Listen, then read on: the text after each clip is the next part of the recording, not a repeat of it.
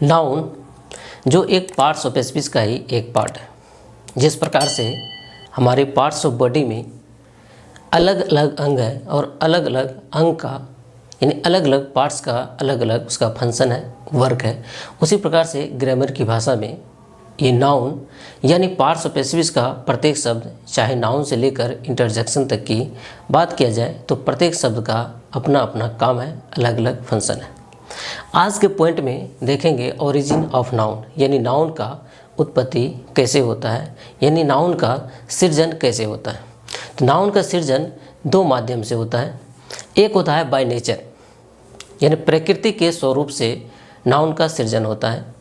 दूसरी होता है बाय मैन मेड यानी मानव के द्वारा निर्मित, यानी प्रकृति के द्वारा जितने भी संसाधन हैं, जितने भी ऑब्जेक्ट है या जितने भी थिंग है जिसमें क्या है, जान है, ये वो 90% फ्लेक्सिबल है, वो सजीव कहलाता है। और सजीव थिंग जितने भी है सभी बाय नेचर होता है। मानव अपनी आवश्यकता को पूर्ति करने के लिए, सपोज कीजिए एक पेन है और पेन का काम है यानी इस बोर्ड पे राइटिंग का काम करेंगे और हमें आवश्यकता हुई तो इसका हम सृजन कर लिए। तो ये जो हो गया मैन मेड हो गया, मानव के द्वारा निर्मित हो गया।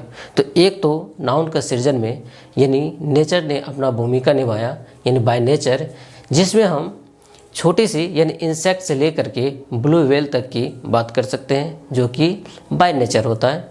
दूसरा जो है यानी जो मानव के द्वारा निर्मित होता है, जो मानव के द्वारा निर्मित होता है उसमें निडिल से लेकर के एरोप्लेन तक की बात करेंगे, सभी आपका नाउन ही होगा।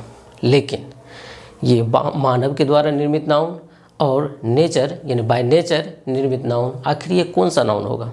नाउन के पार्ट्स में तो हमें पता है कि यदि इसको हम काइंड्स में देखते हैं तो proper, common, collective, material and abstract noun होते हैं। लेकिन ये आखिर कौन सा नाउन होगा, तो चलिए सबसे पहले इसको हम डिवाइड करके देख लेते हैं।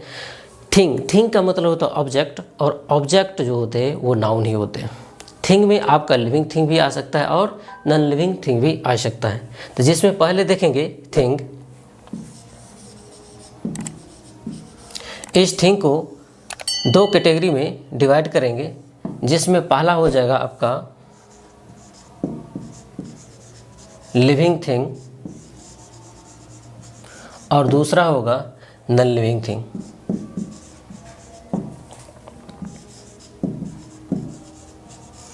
पहला क्या हो गया, लिविंग थिंग हो गया, दूसरा नॉन लिविंग थिंग हो गया।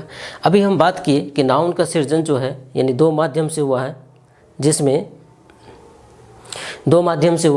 जिसमें प्रकृति के स्वरूप हुआ है और दूसरा मानव के द्वारा निर्मित हुआ है। तो जो मानव के द्वारा निर्मित हुआ है वो आपका निडिल से लेकर के एरोप्लेन तक के हो सकता है, और जो प्रकृति के स्वरूप से हुआ है उसमें क्या हो सकता है यानी इंसेक्ट से लेकर के ब्लू व्हेल तक हो सकते हैं।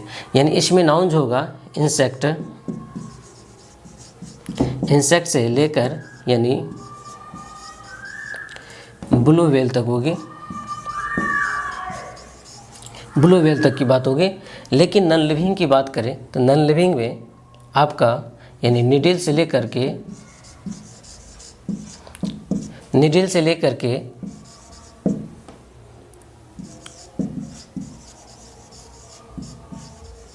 एरोप्लेन तक होगा। यानी दो ही माध्यम है नाउन का सृजन होने का, एक प्रकृति के द्वारा, एक मानव के द्वारा। और ये दोनों नाउन जो है ना आपका कॉमन नाउन होता है। सपोज कीजिए जैसे हम इंसेक्ट की बात करते हैं तो इंसेक्ट से ये पता चलता है कि ये इंसेक्ट सभी हो सकते हैं। यानी कॉमन नाउन का परिभाषा ही होता है, कंसेप्ट ही होता है, वो कास्ट एंड क्लास को दिखाता है। तो जैसे इंसेक्ट की बात किए तो सभी इंसेक्ट की बात हो रहा है, तो सभी इंसेक्ट की बात हो रहा है तो वो आपका कॉमन होता है, सभी की चर्चा हो रहा है यहाँ पे। उसी प्रकार यदि नॉन लिविंग की बात करें, यदि निडिल की बात करें तो निडिल में सभी निडिल की बात हो रहा है। तो यानी दोनों नाउन जो होता है जब पहला सृजन होता है तो वो जो है कॉमन ही नाउन होता है। जब उसको हम नामांकन करते हैं तब जा कर के वो नाउन एक दूसरा नाउन में कन्वर्ट हो जाता है, यानी दूसरे नाउन के रूप में हम जानते हैं। तो मेरे द्वारा किया गया एक छोटा सा प्रयास आपके हित में कितने फ़ायदेमंद रहा ये आप कमेंट करके ज़रूर बताइएगा।